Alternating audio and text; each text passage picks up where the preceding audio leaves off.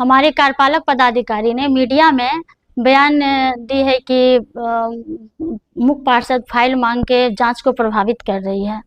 तो मैं एक चीज़ आप लोग को बता देना चाहती हूँ, फाइल का अवलोकन करना मेरे दायित्व में है और जांच मेरे द्वारा और मेरे अन्य पार्षद द्वारा बैठाई गई है। तो मैं फाइल मंगा के देखी, तो फाइल मांग के 1 घंटा देखने में जांच कैसे प्रभावित हो सकती है, मैं ये पूछना चाहती हूँ। और फाइल का कार्यालय में 1 घंटे मैं उसका अवलोकन कर रही थी और मैं तान्या कुमारी से पूछना चाहती हूँ, मैं 1 घंटे फाइल का अवलोकन करूंगी तो उसमें जांच प्रभावित कैसे हो सकती है। मुझे सूत्रों से पता चला है कि बहुत और फाइल का जो कागज है उसको फेरबदल किया गया है। इस दौरान मैं फाइल को मंगा के देखना चाह रही थी कि इसमें क्या गड़बड़ी हुई है। तो इतने में मतलब फाइल मैं मांगी तो वो सहायक जो है सलाम तो मुझे फाइल ला के दिए। तो मैं फाइल का जैसे अवलोकन कर ही रही थी, इसी दरमियान जो है मुझे कुछ चीखने चिल्लाने की आवाज़ आई। तो फिर सलाम आके मुझे बोले कि मैडम आप जो हमसे फाइल मांगी थी तो मैं फाइल ला के आपको दिए। तो फिर मुझे कार्यपालक पदाधिकारी ने बुला के मेरे साथ बहुत दुर्व्यवहार किया और मुझे गाली गलौज भी दी। तो मुझे सुन के बहुत अच्छा नहीं लगा। तो मैं फिर गई उसके चैम्बर में, जाके मैंने बस यही पूछ रही थी कि कार्यालय के कर्मी के साथ मैंने आप जो इस तरह का दुर्व्यवहार की हुई है तो ये कहाँ से उचित है। तो मैं यही पूछ ही रही थी कि इतने में वहाँ पे अन्य जो जनप्रतिनिधि जो है तो हम मुझसे ही सवाल जवाब करने लगे कि आप कार्यपालक पदाधिकारी से इस तरह आप मतलब कि क्यों आप सवाल जवाब करेंगी। तो मैं आपसे पूछना चाहती हूँ, मेरे अधिकार में है कि नहीं है कि मैं कार्यपालक पदाधिकारी से सवाल जवाब करूँ हैं। जितना भी काम हुई है शहर में तो मैं उससे पूछूंगी ना कि आखिर कौन काम कैसे ठीक ढंग से हुआ है कि नहीं हुआ है। मुझे पूरी की पूरी आज़ादी है पूछने की। तो मुझे बोलने वाले होते कौन हैं, मैं ये पूछना चाहती हूँ। और मैं कहाँ से गलत हूँ मुझे आप बताइए। सर, सबसे पहले तो हम जिला पदाधिकारी महोदय का धन्यवाद करना चाहेंगे कि वो ये जांच टीम गठित किए हैं, जिसके कारण कि आज हम लोग यहाँ पर बैठे हुए हैं। और मधेपुरा नगर परिषद जो कि मुद्दा अभी पियाओ हो या साइन बोर्ड हो या विभागीय कार्य हो, इस पर हम लोग अभी जो है आवाज उठाए हैं। आप पहले तो बहुत दिनों से नगर परिषद में कोई टेंडर नहीं हुआ है, जो कि आम हित की बात है, वार्ड की बात है। हम लोग वार्ड में बात सुन रहे हैं। अभी मेरे वार्ड में जो है शौचालय का जो है टंकी, उसके बाद ये जो है नाला, ये पूरा भरा पड़ा है नाला, और नाला से ओवरफ्लो होके जो है पानी रोड पर आ रही है और आदमी का वहां पर रहना मुश्किल है। बच्चे स्कूल जा रहे हैं, नाक बंद करके जा रहे हैं, महामारी फैलने की संभावना है। ये सब चीज हम बार बार मतलब आवेदन दे रहे हैं ऑफिस में, लेकिन कोई किसी तरह की सुनवाई नहीं हो रही है, जो कि जनता के हित की बात है, मेरे हित की बात नहीं है। और इसके लिए हम लोग आवाज उठाते हैं तो ये बोला जाता है कि अभी रुकिए, अभी इसमें देरी है। और जबकि यहाँ पर जेल में, थाना में और भी कई सरकारी संस्था है जहाँ पर कि शौचालय निर्माण हुआ है, बाउंड्री वाल हुआ है, जो कि कोई भी मतलब इस तरह का जरूरी कार्य नहीं है, वो दूसरे विभाग भी इनको कर सकता है। उनको नजरअंदाज करके हमारे यहाँ से नगर परिषद कार्यपालक पदाधिकारी जो है वो विभागीय कार्य करवाती है अपने स्टाफ के द्वारा, जो कि यह चिंता की विषय है। आप करवाइए, हम मना नहीं करते हैं, लेकिन हम लोग के वार्ड में जो मेन समस्या है उसको भी तो महाराज आप देखिएगा, उसको दरकिनार कर दिया जाता है। यहाँ दीवार पर पेंट किया जाता है, जो दीवार एक बार पेंट 2 महीना पहले हुआ उस पर फिर से 2 बार 3 बार पेंट कर करके ये धन की उगाही होती है और वार्ड की समस्या को मतलब इग्नोर किया जाता है। और जब हम लोग कहते हैं तो ये कहा जाता है कि डीएम साहब का आदेश है, आप लोग अभी शांत रहिए। जबकि हम लोग जब डीएम साहब से मिले तो हमारे जो है डीएम साहब बोले कि इस तरह की कोई बात, कोई आदेश मेरा नहीं है। आप लोग को अगर कोई कार्य जाता है तो उसको पहले आप लोग का बोर्ड है सशक्त है, उसमें देखिए, उसके बाद जो है मतलब किसी तरह की काम होगी। इसमें हम तो कहीं से अति नहीं कर रहे हैं। तो जो धमकी हम लोग को दिया जाता है, मतलब चुप रहने, अगर नहीं बोलते हैं तो आवास का पेमेंट रोक दिया जाता है। बेबस कर दिया जाता है। इतने दिन से हम लोग को जो है मतलब धमकी के तहत वो काम करवा रही थी। अगर कुछ भी आवाज उठाते तो वो बोलती कि आप ये पेमेंट रोक दिया, ये पेमेंट रोक दिया। जबकि कार्यपालक पदाधिकारी का सीधा कहना, वीडियो में उनका बयान आया है कि मुझे प्रताड़ित किया जा रहा है और जो कंडीशन है नगर परिषद का, हम कैसे काम करें। देखिए सर, एक बात बताइए, आप आकस्मिक कार्य जो है, काम जो है वो यदा कदा होता है। यहाँ 150 से अधिक काम सिर्फ कार्यपालक महोदय करवाई है, 150 से अधिक। क्या यह सही है? 150 काम क्या करवा सकते हैं आप? ये तो बिल्कुल सरासर। तो इनको कौन रोक रहा है आप बताइए? ये ना तो बोर्ड में लेती है, ना सशक्त में, किसी प्रकार का कोई इनके लिए नियम नहीं है। नियम को ये ताक पर रख के काम कर रही है और झूठ मूठ का ये अपना जो है आरोप जनता और हम लोग पर लगा रहे हैं कि हम लोग को तंग किया जाता है। इनको कोई तंग नहीं किया जाता है, ये मनमानी ढंग से कार्य कर रही है। और आप बताइए, एक सिंटेक्स का कीमत 16 से 17 हजार पहुंचा के, घर पहुंचा के होता है। लेकिन घर पहुंचा उसके बाद यहां पर जब देखिएगा तो 1,81,000 85,000 एक सिंटेक्स का कीमत। अब बताइए आप ही, इतना क्या हो सकता है एक सिंटेक्स का कीमत? तो यही हम लोग कहीं से या ना ही मुख्य पार्षद इनको कोई किसी प्रकार का दबाव बना रही है। उनको तो कोई चीज का खबर भी नहीं दिया जाता है, उनको मुख्य दर्शक बना दिया गया। अगर एक फाइल भी मांगती है वो, तो कार्यपालक महोदय बोलती है कि जांच प्रभावित होता है। 1 घंटा आधा घंटा के लिए फाइल अगर ऑफिस में मांगा जाए, कार्यालय में मांगा जाए, तो इससे कैसे जांच प्रभावित होता है? जांच जबकि वो खुद बैठाई है और हम लोग 16 पार्षद मिलकर डीएम साहब को दिए हैं, हम लोग मांग किए हैं। तो फिर जो हम लोग उनके विरोध में जांच की मांग किए हैं, तो हम ही लोग प्रभावित कर रहे हैं जांच को। ये तो मतलब माथा से ऊपर की बात हो जाती है। और आप जो है सीसीटीवी कैमरा पर आते हैं, सीसीटीवी 1 से 13 वार्ड दिखाया गया, जबकि 113 वार्ड में सीसीटीवी कैमरा एक भी किसी वार्ड में लगा ही नहीं है। सीसीटीवी मेन मार्केट में कुछ कुछ जगह पर है और कुछ कुछ चौक पर है, वार्ड में नहीं है सर। लेकिन टेंडर जो विभागीय दिया गया, जबकि टेंडर होना था, टेंडर नहीं की और चुपचाप जो विभागीय काम के द्वारा जो है ये 30 कैमरा को जो है 15 लाख में मतलब विभागीय से किया गया और 15 लाख एक बार में ही उठा लिया गया। 15 लाख रुपया एक बार में उठा लिया गया, जो कि मरम्मती के लिए 1 साल के लिए था। क्यों ऐसा आप कैसे आप कर दिए? 15 लाख रुपया 1 साल में मरम्मती का था और आप 1 ही महीना 2 महीना में पूरा रुपया ही निकाल के दे दिए। सब आपको कौन रोक रहा है? आप तो सारण से ठेकेदार, छपरा से ठेकेदार ला के काम करवा रही है। यहाँ के लोकल भी कोई नहीं है, ये बाहर की कंपनी को लाती है, दिल्ली से लाती है। एनजीओ जो कि अभी बेकार का काम कर रहा है, जबकि 44 लाख मंथली है। क्या आपको लगता है 44 लाख का काम जो है ये एनजीओ कर रही है नगर में? तो यही सब बात लेकर जब हम लोग बैठते हैं तो हम लोग पर आरोप लगाया जाता है।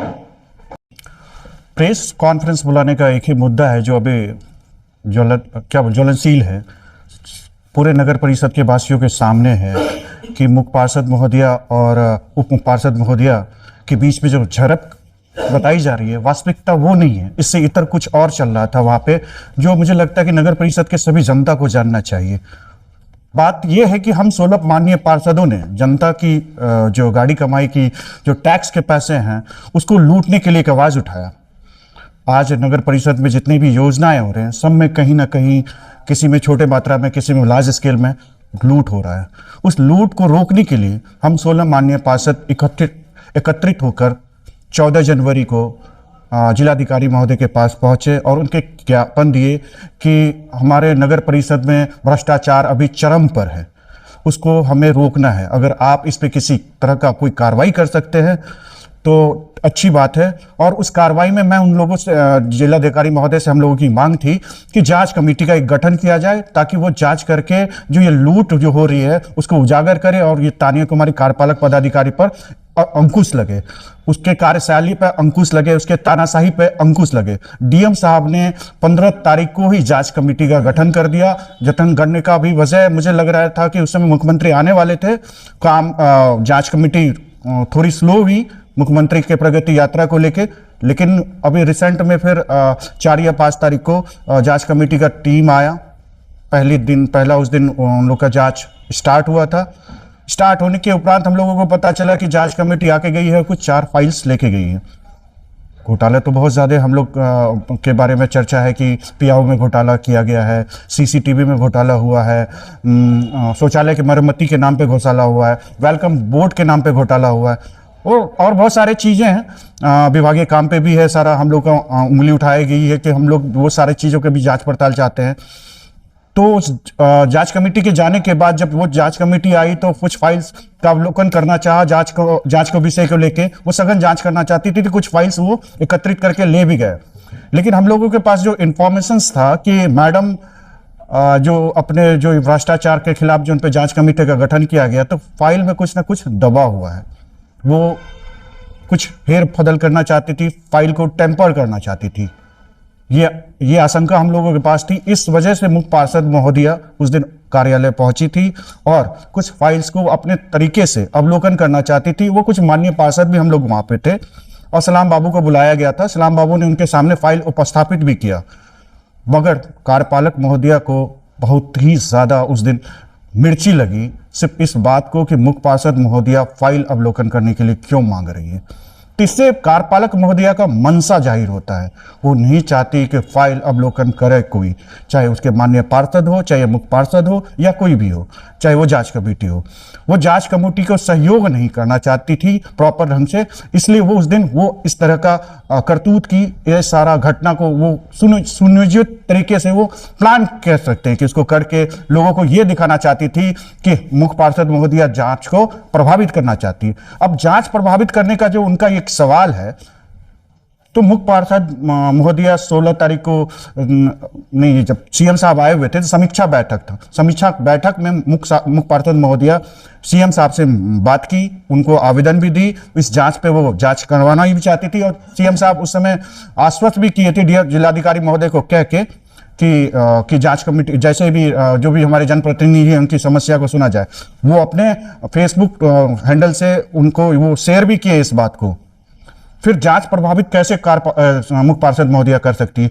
बस हम लोग का मंशा उस दिन था कि फाइल को हम लोग भी अपने नजर में ले, फाइल में ऐसा कोई फेयर टेम्परिंग न हो, बस ये मुद्दा था। इस मुद्दे से हम लोग एक बार लोगों के सामने ये क्लियर करना चाहते थे कि हम लोग जितने भी पढ़े लिखे युवा पार्षद वहां पे पहुंचे हैं, वो उनकी गाड़ी कमाई का सुरक्षा करना चाहता है, उनके हितों की रक्षा करना चाहता है, उनके अधिकारों के लिए लड़ना चाहता है, उनके पैसे को बचाना चाहता है कि ऐसे नहीं किसी की तरह बंदर बात हो जाए। अभी आपको रिसेंट की अभी की बताएंगे कि सबसे बड़ी बात ये होगी जो आपको हैरत और ताज्जुब होगा कि हमारे सबके घर पे आज एक क्या बोलता है टंकी लगी हुई है, पियाऊ सिस्टम जो लगा हुआ है, जिसपे अभी सवाल ज्यादा उठ रहा है, 1,44 लाख का घोटाला हुआ है, तो उस पियाऊ सिस्टम में भी एक टंकी इंस्टॉल है सिंटैक्स का। 1,000 लीटर की टंकी का क्रय मूल्य अगर बाजार मूल्य मधेपुरा में भी खरीदेंगे तो 9,500 से 10,000 रुपए, उसको वो परचेज कर रही है 1,85,000 में, और वो 16 टंकी को खरीद का क्रय मूल्य है उनका 29 लाख समथिंग के आसपास है। तो ये लूट नहीं तो और क्या है। हम तो यही चाहते हैं लोगों की जनता, नगर परिषद की जनता ये जाने, ये सोचे कि क्या चल रहा है और किस तरह उसके पैसे की बंदरबाट हो रही है। और अगर लोगों को ऐसा समझ में आता है तो वो खुद आवाज उठाए। सबसे पहले हम एक चीज देख रहे थे, जब एविडेंस निकालना शुरू किए तो देख रहे हैं जो विभागीय काम लगभग 150 विभागीय काम शहर में हुआ है। और जब उसका भुगतान का जब फाइल देखे हैं तो भुगतान के फाइल में कोई भी मतलब जो बिल बना है, जो पैसा का निकासी हुआ है, 14,07,400, 14,91,600, 14,97,300, 14,67,600, 14,90,900, 14,95,000। मतलब ये विभागीय काम है। मान लीजिए इतना काम 14,94,400, 14,82,000, 14,90,900, 14,91,000, मतलब टोटल में लगभग 14 लाख से 15 लाख के मतलब नीचे का ऐसा कोई भी बिल ही नहीं है कि बना हुआ है। हमको समझे से पड़े आ रहा है। फिर देखिए 14,096, 14,96,200, 14,94,200, फिर 14,98,300। मतलब क्या कि 15 लाख का योजना, जितना भी योजना हुआ है 150, 200, सब में 15 लाख के एभव का बिल बन रहा है। कोई ऐसा योजना नहीं कि जिसमें कि 2 लाख भी खर्चा हुआ हो, 3 लाख हुआ हो, 5 लाख हुआ हो, 14,93,000, 14,77,000। मतलब समझे से पड़े हैं। 150 विभागीय आज विभागीय का रीजन क्या है सो देखिए। विभागीय काम जब होता है ना, या तो प्रत्याशा में होता है। प्रत्याशा का मतलब जैसे कि अभी हाल फिलहाल का घटना बता रहे हैं, आपके यहाँ एक ट्रक ये मनीष बाबू के घर के आगे में गिर गया था, कोयला लोड ट्रक। चलिए नाला टूट गया ट्रक से, इमरजेंसी वर्क हो गया। अब तत्काल में तो वहाँ पे बैठक नहीं होगा बोर्ड का, चाहे सशक्त स्थायी समिति का। उसमें क्या करना है कि तुरंत कार्यपालक पदाधिकारी को काम रहता है कि नहीं, उसको इमीडिएटली कराना है। उसके लिए प्रत्याशा में काम होता है। प्रत्याशा में क्या होता है, एक लेटर लिखेगी, मुख्य पार्षद के पास भेजेगी, मुख्य पार्षद देखेगा कि हाँ ऐसे ऐसे है, उस पर साइन कर देगा, इंडोर्स कर देगा, या चलिए भाई आप काम करवाइए। कोई प्रत्याशा नहीं, न कोई पूछना है किसी से।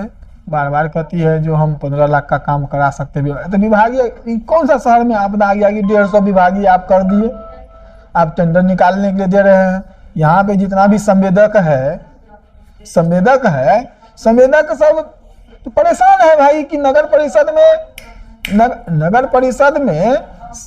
संवेदक सब भी परेशान है कि नगर परिषद में अरे उनका भी बाल बच्चा है, बहुत बात है।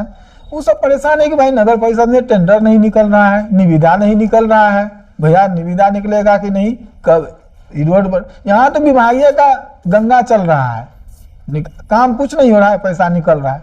संवेदक सब भी परेशान, यहाँ पे उगाही हो रहा है। समझ में नहीं आ रहा है नगर का पैसा, जनता का पैसा कहाँ जा रहा है। चलिए ये विभागीय का मुद्दा, विभागीय का ठीक है। निविदा हम लोग निविदा निकालने के लिए दे चुके हैं, लेकिन निविदा नहीं निकल रहा है। कहे तो पैसा खर्च करना है अपने हिसाब से ना।